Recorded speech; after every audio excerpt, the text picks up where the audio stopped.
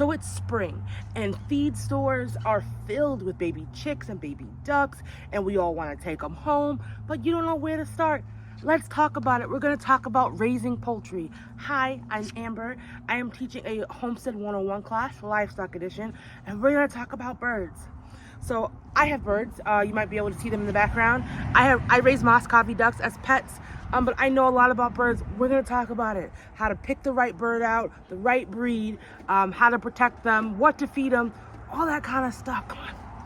So where do we get baby chicks from, right? There are three main places that you can get them from. One being your local feed store, like a Tractor Supply, an Agway, or something like that. We know when spring's running around, when you hear the baby birds go tweet, tweet, tweet, and they're in a bin or a cage, and you get excited, you get serotonin, you want to take them home, you can get them there.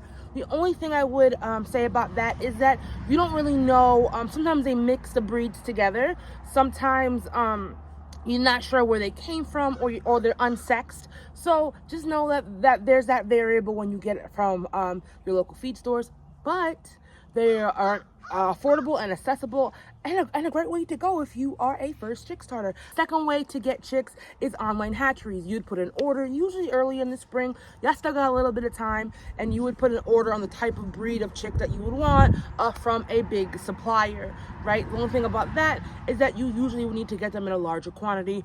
Different states have different rules, and you need to abide by those. Third one is local breeders, right? So you can do this by connecting with folks in your local farm community, social media like Facebook, or in the penny saver, the newspaper, things like that. People are selling chicks. It's chick time.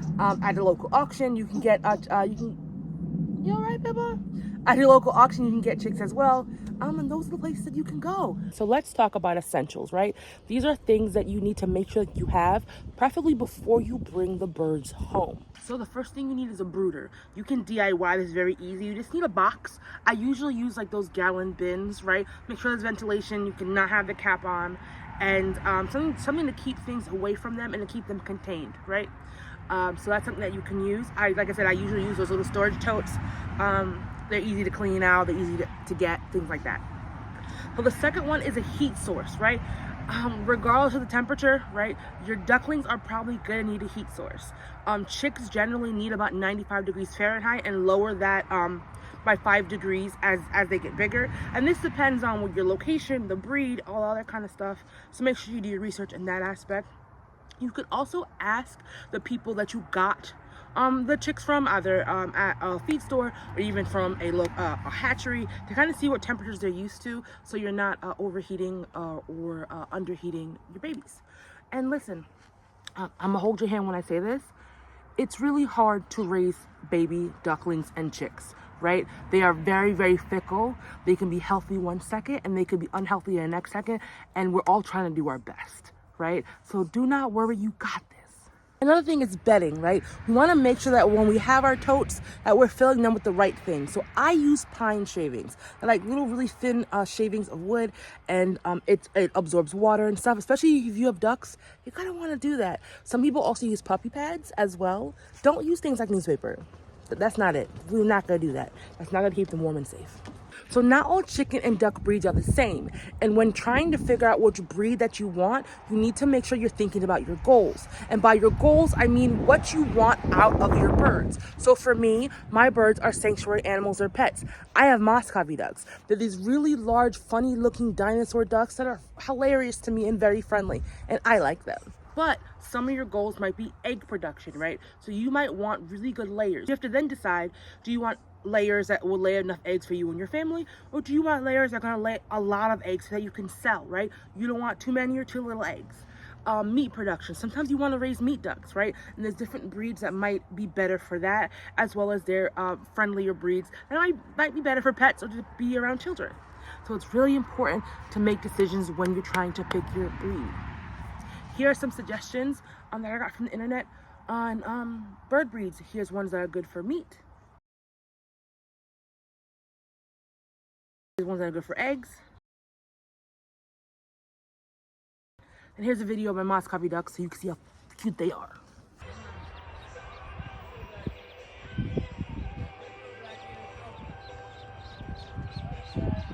So I don't have any chickens right now, but just like you, I want some chickens because eggs are expensive and I don't eat eggs, but my household does. So it costs a lot of money. So I'm considering raising some chickens.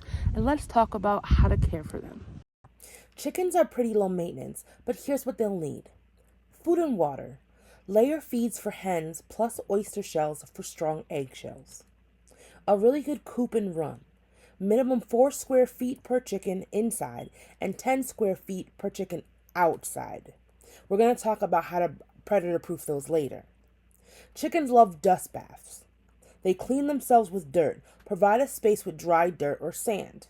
Lastly, chickens love to be social. They need social time. They're flock animals, so never just have just one.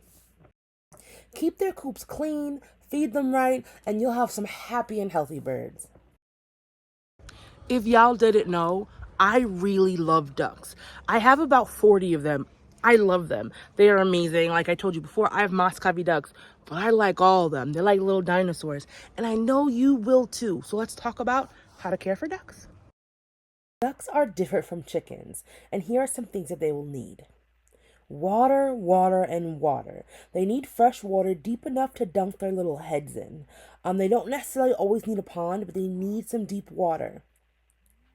They also need niacin in their diet. Niacin is essential for leg health, so add brewer's yeast to their feed or some nutritional yeast as well. Ducks also need very similar coops and runs like chickens do. Make sure your coop is nicely designed and safe from predators. Some ducks don't roost, so that means they don't perch on anything. So sometimes ducks don't really need those.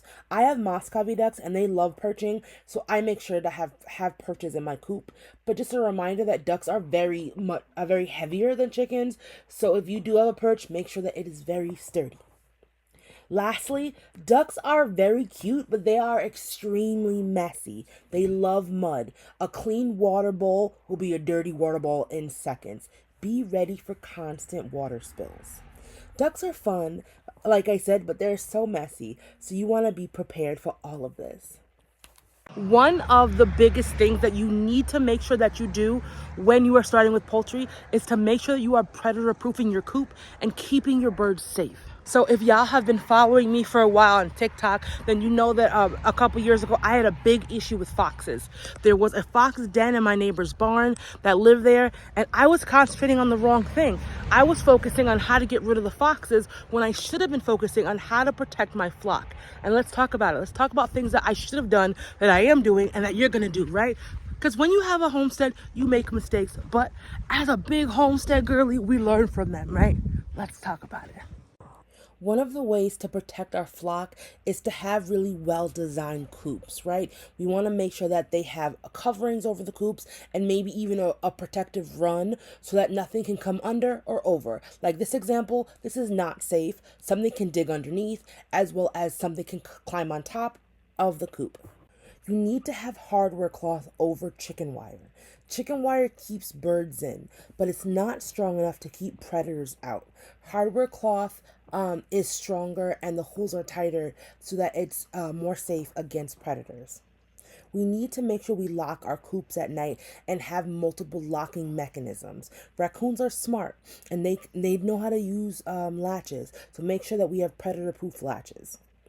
Motion sensor lights or livestock guardian animals. Geese, dogs, even roosters can help protect the flock, and you could buy motion sensors lights on Amazon or Walmart or wherever you get lights from.